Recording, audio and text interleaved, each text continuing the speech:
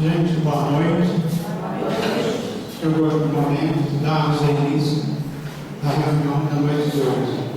Vamos convidar a Sandra Azevedo para ler uma página. Após a página, faremos uma prece inicial.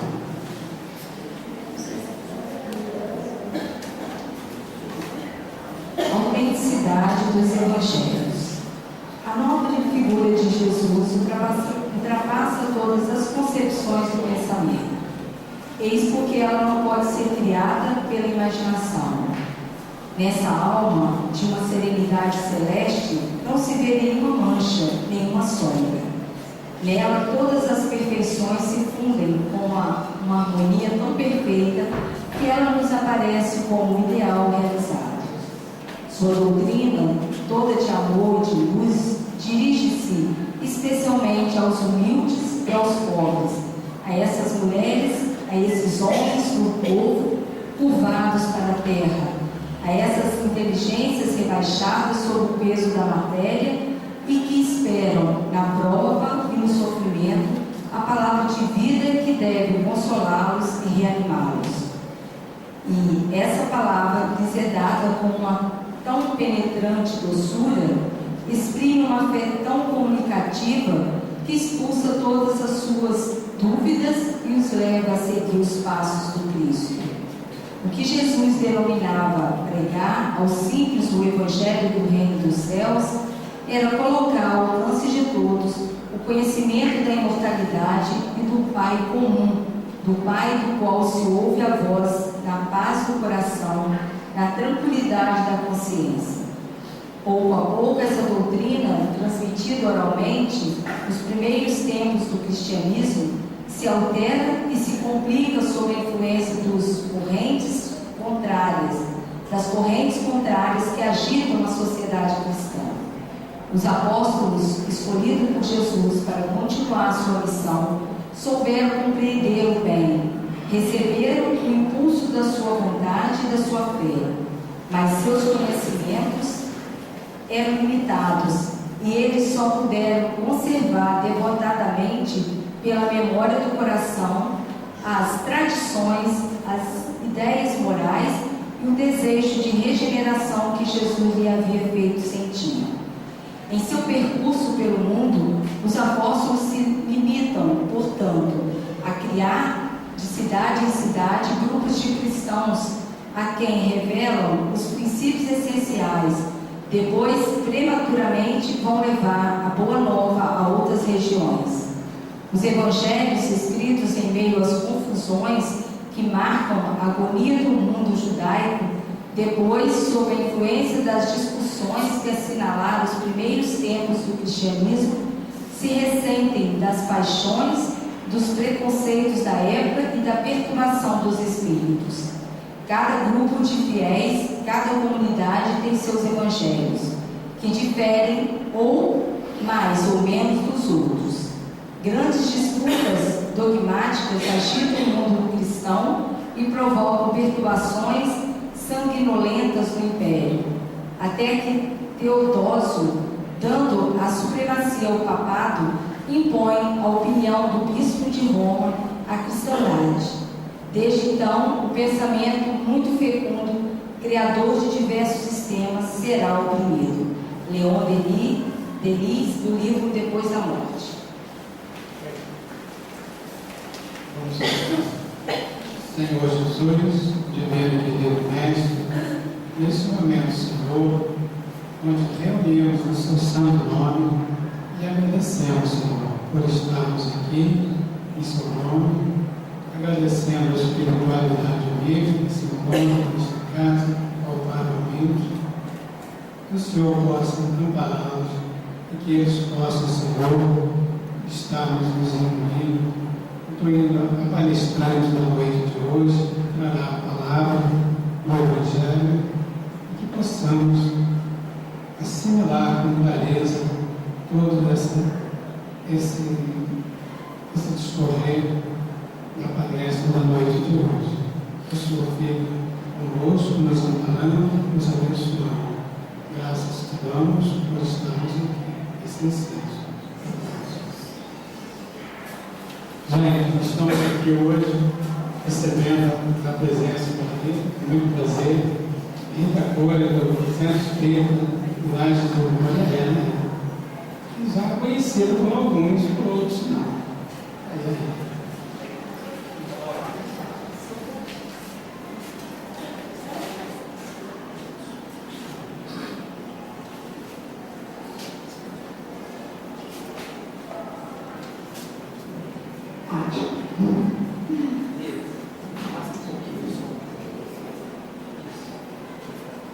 É muito bom estar aqui de volta, depois de algum tempo de ausência. Por isso que o companheiro nos falou agora, que alguns me conhecem, outros não. Certamente os que me conhecem são os mais velhos. Eu não me importo. Isso é bom.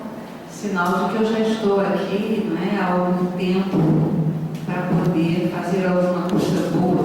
Se eu fiz isso daí, né, também é difícil julgar, principalmente eu mesma.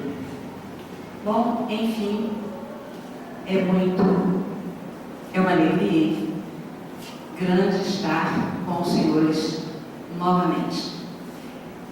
E muito bom falar de Jesus, justamente no ano em que comemoramos os 150 anos do lançamento do livro O Evangelho segundo o Espiritismo.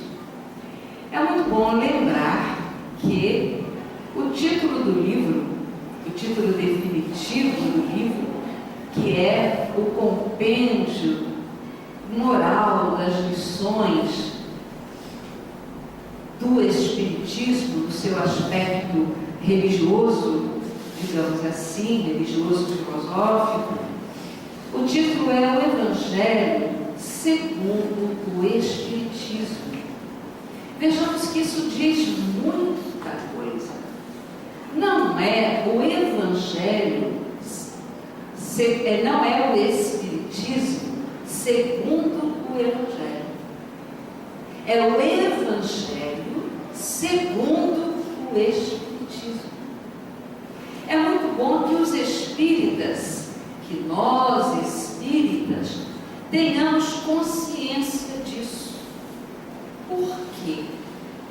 Porque quando o Espiritismo surge, na segunda metade do século XIX, os intelectuais da época, e Allan Kardec era um deles, esses intelectuais sabiam, e antes deles, outros tantos, que os textos antigos tinham sido muito modificados desde que Jesus havia feito as suas pregações.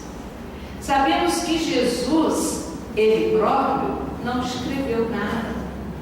E aqueles que escreveram interpretaram o seu discurso. E muitas interpolações, e muitos acréscimos, outros, e deturpações foram feitas.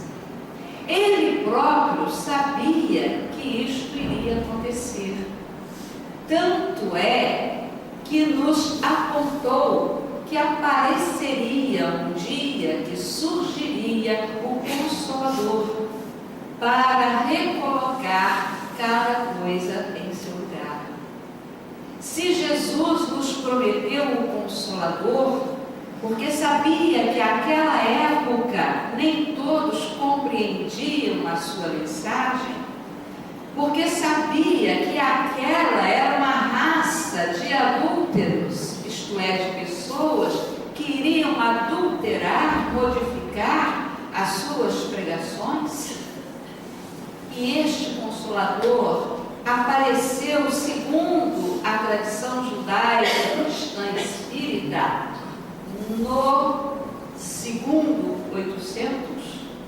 Nós temos de entender que muito do que se passou do cristianismo oficial foi deixado para trás pelo Espiritismo.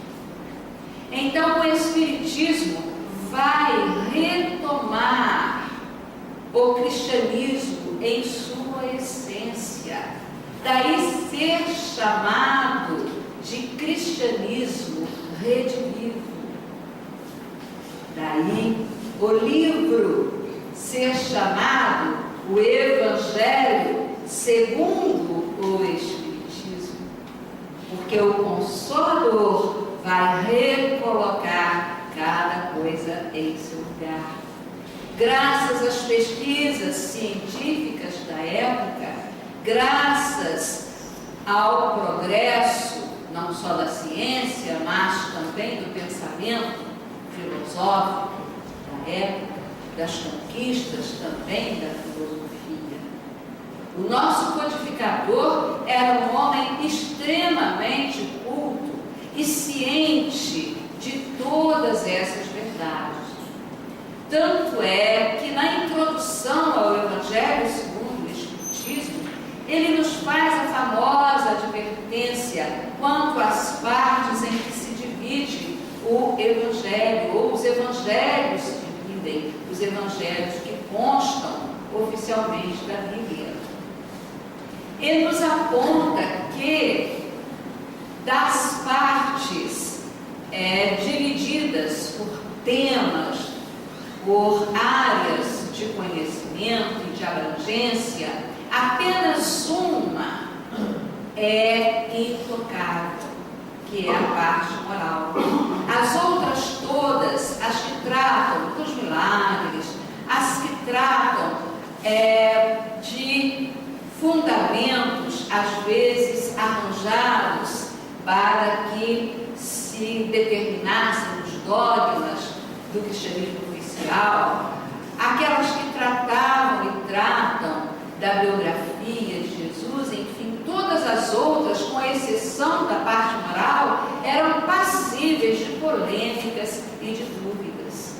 Apenas a parte moral é a parte realmente reconhecida por todos e inatacável.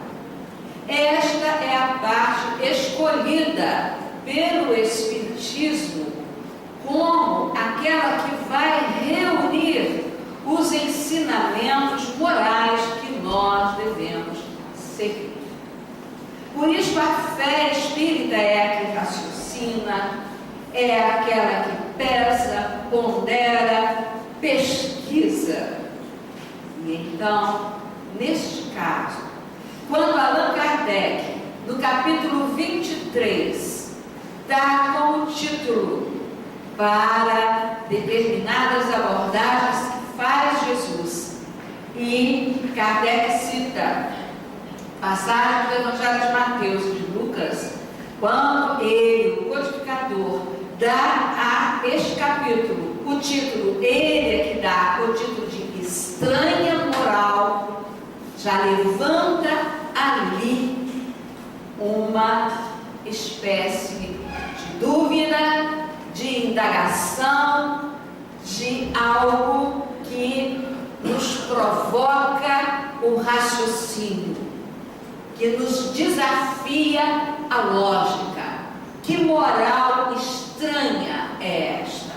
Será estranha realmente? Porque este título é dado pelo Evangelho segundo o Espiritismo. Será estranha de fato esta moral que, como os senhores já ouviram em outras palestras, nos manda abandonar pai e mãe, ou como nós vamos comentar hoje, coloca nas palavras de Jesus que ele não teria vindo trazer a paz, mas a espada. Será estranha realmente esta moral? Ou ela tem um fundamento, ou ela tem uma profundidade que nós, a princípio, não alcançamos? Podemos tentar alcançá-la através da fé que raciocina, através da pesquisa. Allan Kardec, ao apresentar a passagem de Mateus, que depois é completada por Lucas, levanta a possibilidade da interpretação das palavras. Como as palavras podem ser interpretadas de maneiras diversas. E levanta ainda a hipótese de que aquela espada, aquela paz a que Jesus se refere, porque estamos nos reportando a frase de Jesus: eu não vim trazer a paz, mas a espada, a divisão, o fogo sobre a terra, o que vai fazer com que pais se voltem contra filhos, irmãos contra irmãos. E esta moral nos parece estranha. Então Jesus nos veio trazer a guerra.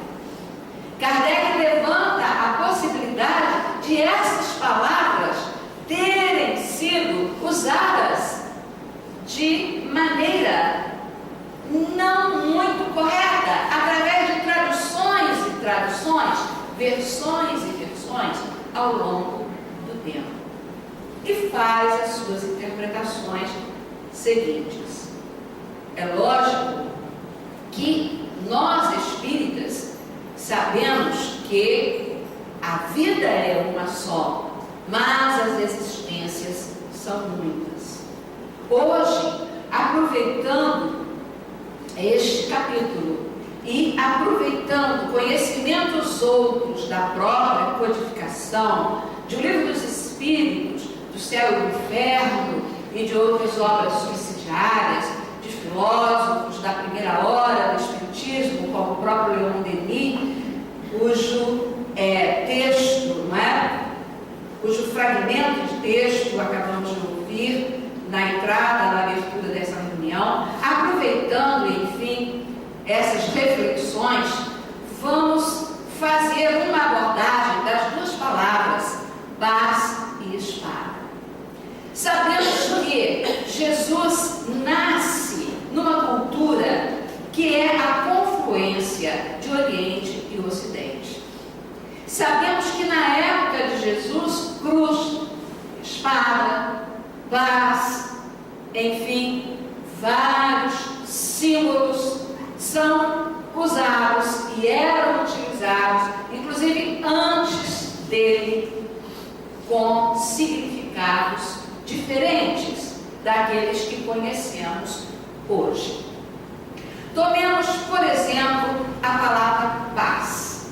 A palavra paz não teria sido dita por Jesus. Isto é óbvio, porque a palavra paz é uma palavra de origem latina e não foi o latim a língua através da qual Jesus pregou. Paz é uma palavra que era usada pelos romanos, pax, que era, na verdade, um pacto que as partes beligerantes que estavam em guerra, um pacto que faziam para fazer uma trégua. O espaço, na verdade, entre um tempo de guerra e outro tempo de guerra. Isso os romanos chamavam de pax, com X. Enfim, era um pacto para o cessar ali de espadas em armas brancas, depois o cessar-fogo nas guerras. Hoje, nós sabemos que a palavra paz ganhou um sentido muito mais amplo, belo, bonito, que nós compreendemos não só a paz mundial, a paz nos seus mais diversos significados, como também a paz íntima. Mas certamente Jesus não usou a palavra paz. Que palavra Jesus talvez tenha usado? Aquela que mais se aproxima de paz, no hebraico, no aramaico, e que nós conhecemos também hoje, seria qual? Quem sabe? Shalom. E shalom, que hoje também tem um significado muito amplo, que é também paz nesse sentido que há pouco colocamos aqui, em pauta, Shalom é uma palavra repetida no Velho Testamento, inclusive, inúmeras vezes, com os significados mais diversos. Inclusive, o significado de tudo bem? Alguém pergunta sobre Jacó no Velho Testamento e pergunta: e Jacó? Shalom? E Jacó? Está bem? Está tudo bem? Está tudo certinho? Está tudo na paz? E você, fulano? Está tudo na santa paz? Está tudo na santa paz. Como é que você vai? Tudo bem. Tudo em paz. Será que está tudo em paz mesmo? Esta é a paz de Jesus. Eu não vos dou a paz do mundo, mas a paz dele. A paz diferente dessa do mundo. Então, se Shalom hoje pode ter, e também tinha naquela época, este significado mais amplo de paz íntima, de paz para o mundo, de paz para os povos, também tinha este significado vulgar, comum, cotidiano, de tem paz, paz e amor, está tudo legal. E muitas vezes, quando a gente diz que está tudo em paz, na verdade não está tudo em paz. Está tudo acomodado. Está tudo na mesmice. Está tudo em paz. Legal. Tudo em paz. Mas não está. Há toda uma efervescência dentro de nós, dentro do ser humano, em conflito consigo mesmo. E a espada? Então tomemos, antes de passarmos para a espada, tomemos aí a palavra Shalom, usada por Jesus, no seu sentido cotidiano. Eu não vim trazer Shalom. Shalom. Shalom. O convencional. Shalom, Jacó. E Jacó? Shalom? E você? Como está? Tudo bem? Era um cumprimento. Era um mero cumprimento, muitas vezes, um mero cumprimento, um mero estar como tudo convém estar. A ordem estabelecida do dia a dia, das coisas mundanas, das coisas como ficam sendo repetidas. Shalom, shalom. E a espada? A espada, do ponto de vista dos esotéricos, do ponto de vista dos orientais, do ponto de vista de muitas outras culturas, e mesmo na cultura hebraica, entre os iniciados dos templos e tudo mais, a espada tem o significado de autoridade. Melhorou agora? Os últimos serão os primeiros. O significado de autoridade, de força de vontade, de mudança, de poder. Havia aí um herói em quadrinhos que dizia: eu tenho a força. Então é a força do poder da vontade, da transformação, da mudança que nós vimos e vemos aqui nesta casa, onde se percebe não haver acomodação. Onde não há acomodação, há ação. Então, por que há divisão? Jesus tinha o verbo forte. Se nós observarmos bem a pregação de Jesus, especialmente a que está aqui no Evangelho segundo o Espiritismo, que nos mostra um Jesus que revela para nós os segredos da reencarnação. É preciso nascer de novo. Então não sabes que é preciso nascer da água e do Espírito. Tu que és mestre e sacerdote, tu que és doutor da lei, então não sabes?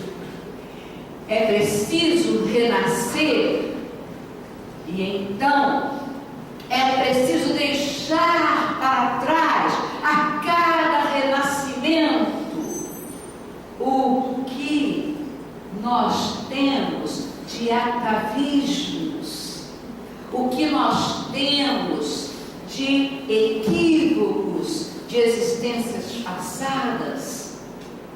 Estamos num núcleo familiar, ou num núcleo espírita, ou num núcleo de amigos, e de repente estes amigos são acomodados. Shalom, shalom, está em paz. Vamos deixar as coisas como estão. Fique por isso mesmo. Não vai adiantar nada. E isto me lembra o Chico Xavier, quando disseram para ele que não adiantava dar um pão para o pobre, que isto competia ao governo, que isto era esmola, que ele não deveria, ajudar a ninguém, que ele não ia, enfim, salvar o mundo. E ele responde o quê? Que se uma casa estivesse pegando fogo, antes que os bombeiros chegassem, os vizinhos não iriam fazer alguma coisa para prestar os primeiros socorros? E então, nós não vamos fazer alguma coisa para prestar os primeiros socorros aos nossos irmãos que estão vivendo como nós, numa sociedade enferma? Não vamos nós prestar os primeiros socorros a nós mesmos, que estamos enfermos pela acomodação? Então, neste momento, Jesus traz a espada da coragem, da divisão. Vocês querem ficar aí sentados? Vocês querem ficar aí achando que está tudo muito bem? Graças a Deus, está tudo muito bem, a minha família está tudo bem, tá? Está tudo bem aqui no centro. Quando eu disse, que esta casa é uma casa de ação, a gente percebe logo. Nós vimos um bazar lá embaixo, nós vimos uma livraria, nós vimos a casa se expandindo. Depois de algum tempo que eu passo sem vir aqui, o que é que eu vejo? Eu vejo essa casa lotada de pessoas interessadas pelo Espiritismo. Ora, então houve o quê? Houve semente germinando, houve divulgação da doutrina de uma forma ou de outra, foi de boca em boca, que tenha sido, foi através de cursos, que tenha sido, foi através de palestras, que tenha sido, foi através de telefonema de um para o outro. Ora, então, o seu vizinho diz: não vá não, aquilo lá é casa do diabo.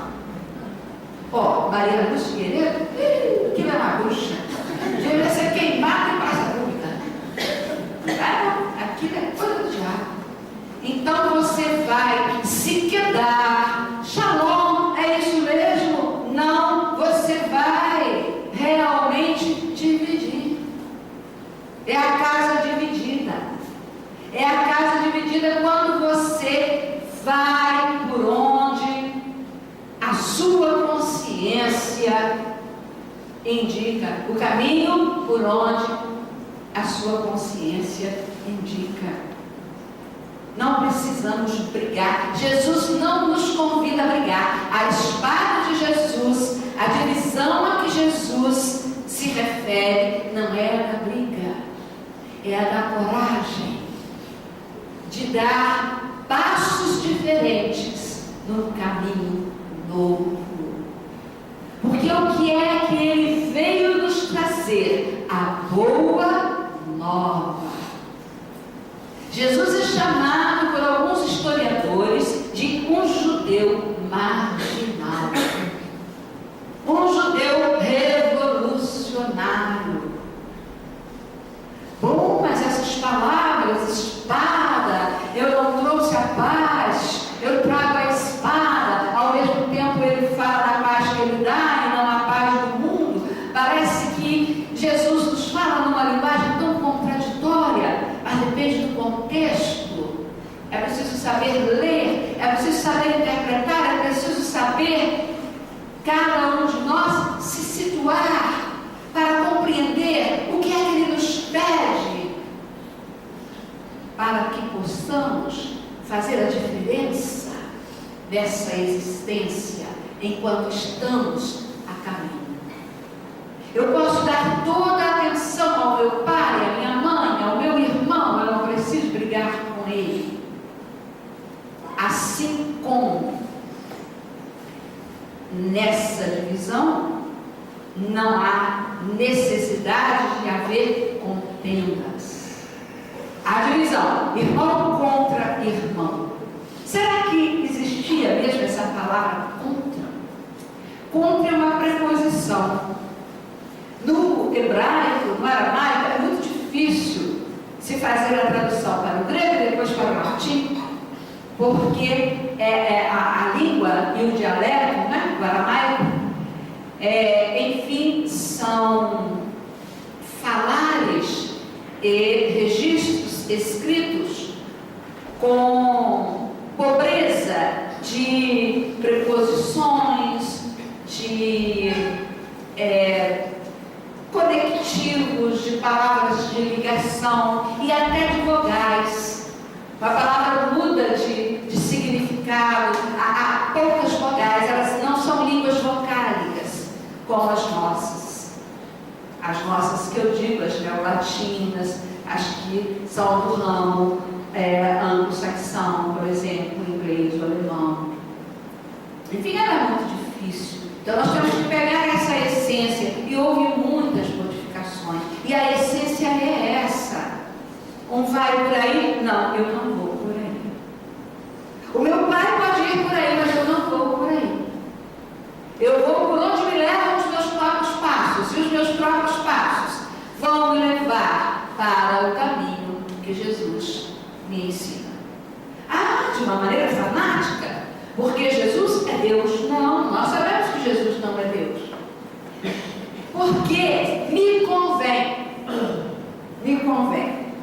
Tudo me é lícito, disse Paulo, mas nem tudo me convém.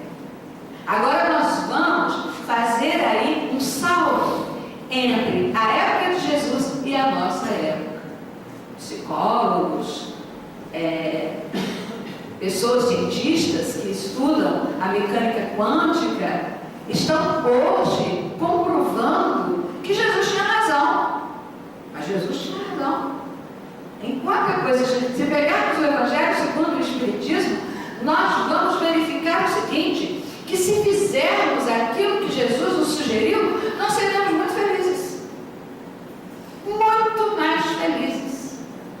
Mesmo que não houvesse vida após a morte. Compensa. O bem compensa. Nós vamos dormir mais tranquilos, com menos conflitos. O famoso monólogo de Hamlet em Shakespeare, to be or not to be, é exatamente uma reflexão sobre a morte. O príncipe da Dinamarca estava na dúvida se matava ou não, diante do dilema, do drama, da tragédia. Aliás, é uma tragédia realmente que estava vivendo. Então ele se pergunta, viver ou não viver? E questiona se a vida ou se a morte seria apenas dormir e não mais. To sleep no more. Mas, adiante, ele prossegue. Mas se a morte for um sono, será que ela tem sonhos? Esses sonhos serão bons ou ruins? Hamlet era muito esperto. Na dúvida, ele não ultrapassou. Então não se matou. Segundo Shakespeare, por isso a humanidade não se mata em massa, porque tem dúvida. Será que existe alguma coisa após a morte? Porque as pessoas que não acreditam dizem que ninguém voltou para dizer que há alguma coisa após a morte. dizer, alguém voltou para dizer que não há, também não há como provar que não haja nada após a morte. Então, mesmo que não houvesse, mesmo que haja nada, do berço ao túmulo, se seguirmos Jesus, nós viveremos mais felizes. Então, essas lições de Jesus são lições para todo dia. São lições para todo dia. E com relação à paz e com relação à espada, lembremos-nos de que esta paz não é paz. Em primeiro lugar, esta palavra não existia no tempo de Jesus. Essa palavra é latim. Então, o que ele deve ter dito que foi Shalom. E Shalom, na verdade, em muitas frases do Velho Testamento e em muitos momentos da vida e do cotidiano daquele povo, Shalom era um mero cumprimento. Shalom, como os nossos patrícios, para quem, como eu, é descendente de libanês, o árabe, Salam Aleikum. Shalom era um mero cumprimento. Bom, é claro que tem também o seu significado maior. Mas neste momento, Jesus fala da acomodação. Então, se os outros são acomodados, não sejamos nós. Luiz Antônio Muleco tem uma música que quase todos vocês devem conhecer, em que ele diz que Jesus tirou a nossa calma, agitou a nossa alma, mas nos trouxe a sua paz. A paz dele agitou a nossa alma, tirou a nossa calma. É a espada, levanta e anda, levanta, trabalha, caminha comigo. Que importa a ti? Segue-me tu. Se os seus irmãos não me seguem, se teus irmãos não me seguem, segue-me tu. Esta é a divisão. Então, se há aqueles que se acomodam, que não se acomode o espírita. Mas será que os espíritas estão acomodados? Será que os espíritas estão assumindo, nós espíritas, estamos assumindo a nossa postura realmente de nos instruirmos, de nos amarmos, no sentido de nos respeitarmos, de fato, de darmos, de a doutrina espírita, tal como ela é, sem empanamentos da verdade, conhecereis a verdade e a verdade vos libertará. No entanto, sabemos que a verdade é relativa, sabemos sim que é relativa, por isso não somos donos da verdade. Esta é a nossa humildade. Não somos donos da verdade. A doutrina é progressiva. Estamos sempre procurando. Kardec diz: se a ciência descobrir algo que esteja em desacordo com o espiritismo, o que devemos fazer? Seguir o quê? A ciência. Olhos abertos, coragem, a espada da coragem, da força de vontade, o trabalho e não a inação. Esta é a espada do bom combate. Esta é a que Jesus traz. Não é a espada da beligerância. Há uma confusão muito grande que as pessoas fazem entre o que seja melífluo, que seja bonzinho, e o que seja bondade. A bondade é algo difícil de se conquistar, como a verdadeira caridade, o amor. Nós estamos buscando ainda. A bondade é muito difícil. generosidade é muito difícil. Então, quando nós ouvimos Jesus falar de mansidão, de mansos, de mansuetude, Jesus está falando do que está no coração. Coração no sentido de sentimento. O que somos nós? Pensemos bem. Nós somos espíritos? Não. Nós somos almas. Vejam o quanto que o espiritismo é lúcido. Allan Kardec, oh meu Deus, que inteligência brilhante!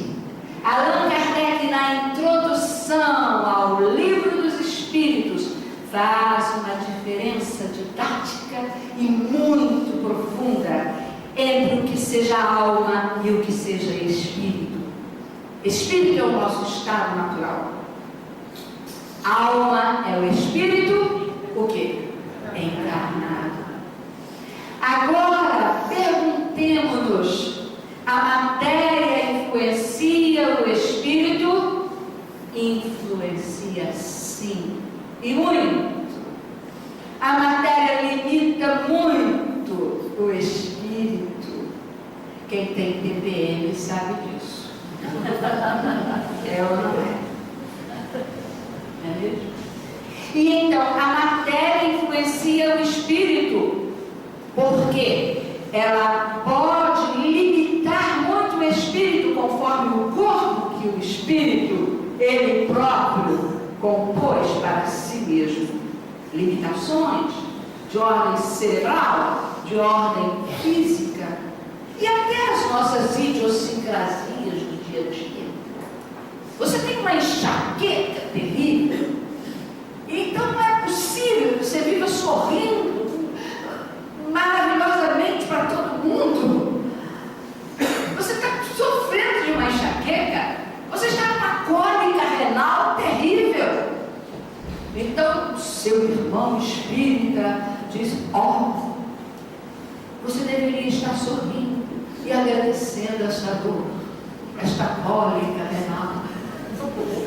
Então, a matéria influencia o espírito? Sim, influencia. Nós temos dores físicas, nós temos hormônios. É muito fácil para quem já passou dos 50, como eu, só passei dos 50, tá? Há muito tempo, não digo quanto tempo, mas já passei dos 50. Então é muito fácil para quem passou dos 50 dizer para alguém que está com 16, 15 anos, né, para controlar os hormônios: oh, beleza, ele não produz mais. Não é isso? Então, esta é a mansidão do coração, é a compreensão. É a compreensão. Então, quando Jesus fala dos mansos, ele fala daquele manso que realmente tem livre a sua alma, a sua consciência. O espírito que está encarnado tem livre a sua consciência, a sua vontade íntima, tem livre de rancores. Aí me lembra Mercedes Sosa cantando rancores e violência, né? Então, quem está falando macio, mas guarda rancor, violência, desejo de vingança, não é manso. Está com outro tipo de espada cravada em seu peito, que é a espada da beligerância. Agora, a espada de Jesus é outra. Arranca essa espada do teu peito, levanta como força de vontade e vence a ti mesmo e luta o bom combate. E deixa no mesmo capítulo os mortos que enterrem os seus mortos, e deixa pai e mãe os seus atavinhos. É muito profunda a linguagem de Jesus. Na rede social, de vez em quando aparece. O silêncio é a maior vingança. Que coisa formidável, não é? Eu acho uma coisa assim maravilhosa. Então, quando os filósofos de Sócrates a Platão, passando por outros filosofeiros do Facebook, dizem uma coisa dessa, e respeitando os bons filósofos, eu não sei, na minha ignorância trevosa, eu penso o seguinte, que se um grande filósofo diz que o silêncio é pior do que, às vezes, é mais perverso do que as palavras, nesta hora, esses filósofos não estão nos incitando a usar este tipo de silêncio. Eles estão apenas dizendo que este silêncio é mais perverso do que a palavra. Enfim, com a palavra ou com o silêncio, se o sentimento é de vingança, é de revide, a palavra ou o silêncio são ruins. Seja o teu falar, sim, sim, não, não. É a correção. Ora, se os meus irmãos de trabalho, irmãos de fé, irmãos camaradas, não estão agindo conforme esse mestre que nos mostrou o caminho para a verdade e a vida, eu vou seguir. Por isso ele veio trazer a espada, e não a paz, e não essa paz do mundo. Porque, na verdade, nós sabemos que o mundo passa, mas a vida permanece. Então, a vida vale muito mais que o mundo. E essa paz a que ele se refere é a paz do mundo. É a treva entre uma guerra e outra. Essa paz é falsa. Porque a paz verdadeira é a que ele nos traz. É a paz da consciência tranquila. É a paz do dever cumprido. É a paz da mansidão. Sim, que é o perdão interior. Que seja com silêncio, seja com palavra. Seja no grito, seja na calada da noite. Seja uivando para a lua, seja no silêncio a admirar e aceitar as estrelas brilhando no céu. O que importa é o que a gente sente, é o que a gente canta, é o que a gente louva, é o que a gente faz, é o que a gente é. Portanto, sejamos essa espada da autoridade do bem, da autoridade da honestidade, da autoridade da dignidade, de que esta sociedade enferma precisa, de que o nosso país precisa. Espíritas, vamos sair a pregar. Os espíritos, o Espírito da verdade nos concita a isto. Não precisamos sair pregando em praça pública, mas podemos dar o nosso concurso para a sociedade, através do nosso viver e do nosso ser. Então eu espero que de uma forma, nesta leitura, porque são muitas as leituras que podem ser feitas, que nessa leitura esteja bem clara a ideia que tentamos passar da espada como símbolo de vontade, de força, de poder, de mudança, de transformação. E essa paz a que ele se refere como a acomodação do dia a dia. E por falar nisso, dizem que na China havia um imperador. Isso. Há muitíssimos e muitíssimos anos. E o imperador da China era um imperador chinês. Bom, o imperador da China deve ser um imperador chinês, né? E todos que lá habitavam eram chineses também. Que coisa interessante. Todos os que habitavam na China eram chineses. Bom, o imperador chinês e o povo chinês, todos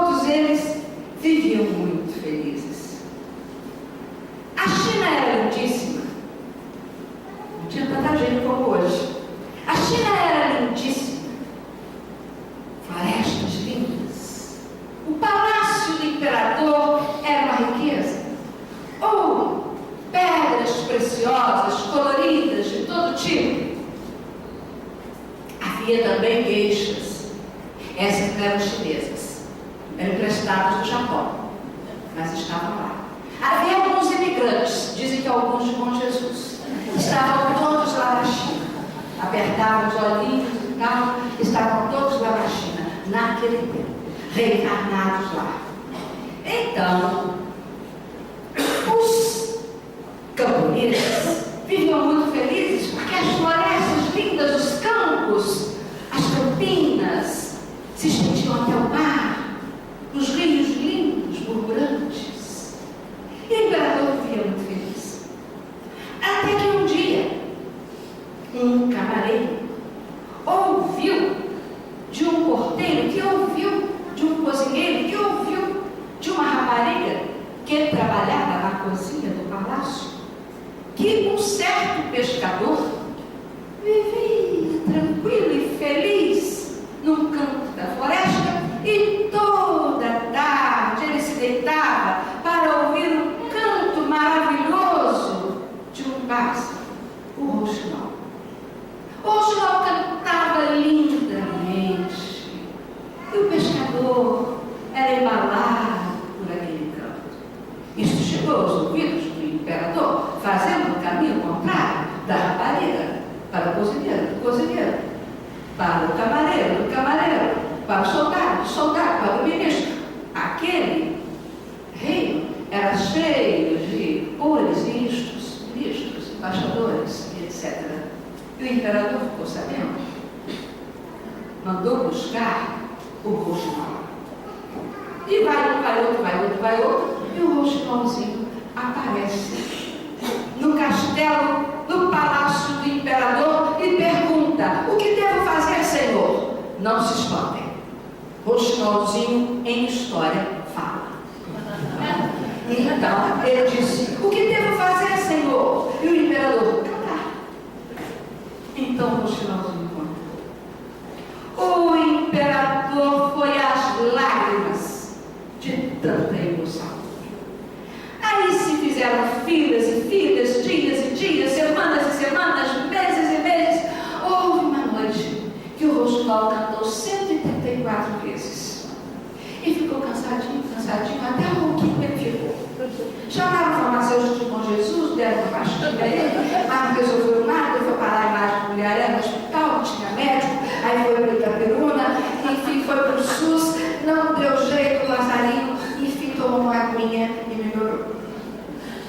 Aí, passou-se algum tempo, até que chegou um embrulho no palácio, uma caixa misteriosa, um presente. O imperador, que era o quê? Chinês, abriu. E viu ali um rouxinol maravilhoso de ouro, com outras pedras incrustadas nele, e cheio, todo colorido, todo lindo, maravilhoso. E com um bilhete: o rouxinol do imperador do Japão não é tão belo quanto o rouxinol do imperador da China. Enfim, era um presente do imperador do Japão. Mas era uma máquina. Dava-se corda naquele rouxinol. Deram corda no rouxinol. O rouxinol cantou igualzinho ao original. E não cansava. O japonês sabe das coisas, né? Desde aquela época. Então davam corda no rouxinolzinho artificial. Ele cantava. E mais de 134 vezes, não ficava com sede, não era preciso dar aguinha para ele, não cansava, de tanto ele cantar. O rouxinolzinho original, verdadeiro, saiu pela janela. O imperador nem reparou. E ficou encantado com aquele rouxinol artificial, com aquele falso rouxinol, todo enfeitado de ouro, todo cheio de púrpura e circunstância, e era só da corda, e um dia, craque, quebrou. O imperador estava tão acostumado, atroficiado com aquele passarinho, rouxinolzinho de ouro, que adoeceu. Foi o imperador para cá. Estavam os médicos e não sei, mas porque sabe que imperador não vai para o SUS, né? Não tinha SUS naquela época. Chamam os médicos e isso e aquilo, e nada, e o imperador vai definhando. Os criados então já pensam assim, vai morrer. E uma noite em que os criados pensaram que ele fosse acordar morto, ou melhor, que ele não fosse acordar. Porque já observaram que quando a pessoa morre dormindo, o outro diz assim, acordou morto. Como é que acordou morto? Né? Então os criados pensaram assim, não, ele vai acordar morto, quer dizer, ele vai morrer. Os criados deixaram o imperador lá quietinho. A janela aberta, o imperador ouviu um canto maravilhoso. O que é? O roxinolzinho que voltava. E o imperador estava atormentadíssimo antes que o roxinol chegasse. O que é que ele via? Sombras a seu lado. Algumas sombras boas que lhe diziam das coisas boas que ele havia feito, dos bens que ele havia feito para o império. E outras sombras horripilantes que o acusavam de males terríveis. E como se não bastasse, a morte zombeteira tinha sentado na cama, ao lado do imperador, pegou a coroa dele, botou na cabeça e ficava de galhofa, como o imperador, como a dizer assim, qualquer hora eu era você. E ficava ali o imperador atormentado. Quando o verdadeiro rouxinol chegou, a morte ficou tão encantada, ouvindo o rouxinol, que a coroa caiu na cama, a morte se diluiu, as sombras foram embora, e o imperador quedou-se maravilhado e chorou. E perguntou ao rouxinol, falou para o rouxinol, voltaste? És tu, roxinol celestial, aquele que me traz a verdadeira paz, aquele que me liberta das sombras, aquele que me liberta da morte. És tu que traz o canto que me eleva, o canto que me faz esquecer a coroa e as riquezas. É de ti, roxinol, que eu preciso, do teu canto verdadeiro. Roxinol diz, eu cantarei para ti todos os dias e te contarei tudo o que há no reino, tudo o que há de mal, tudo o que há de ruim, tudo o que há de sofrimento, mas o que há de alegria, o que há de beleza, o que há de cor, o que há de sombra, o que há de luz. Mas tens de fazer comigo um trato. Não me prenderás nunca mais à tua vontade. Me deixarás livre para guardar. Porque eu estarei por onde me leva ou me levará o meu próprio voo. E assim é que eu estarei sempre contigo. E virei aqui todas as noites para cantar na tua janela. No dia seguinte, os criados entraram e o passarinho ainda disse, guarda segredo. Não contes para ninguém que tens um passarinho. A contar para ti o que se passa em tua própria alma. A conversa será sempre entre nós dois. E então, o passarinho, a aurora estava raiando, o passarinho se foi e ainda disse para o imperador, dorme, descansa. Os criados demoraram um pouco a entrar no quarto, achando que o imperador estivesse o quê? Mortinho. O imperador estava revigorado, estava salvo da morte e de si mesmo. Este roxinol é o verdadeiro Cristo. Este roxinol é o verdadeiro Evangelho, que está no Evangelho segundo o Espiritismo, que faz 150 anos agora. renovado, redivivo, com a chave da reencarnação.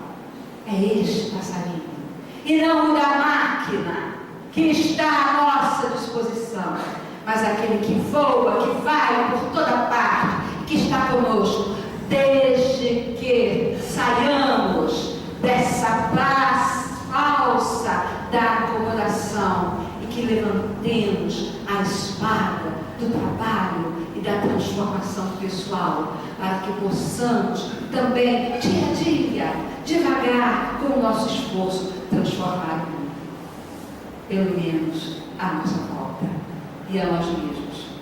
Deixemos que este novo sol, o verdadeiro, entre pela nossa janela e cante a cada dia. Quando os criados entraram, se assustaram com o imperador vivo, redivivo. E o imperador disse para os seus criados: bom dia.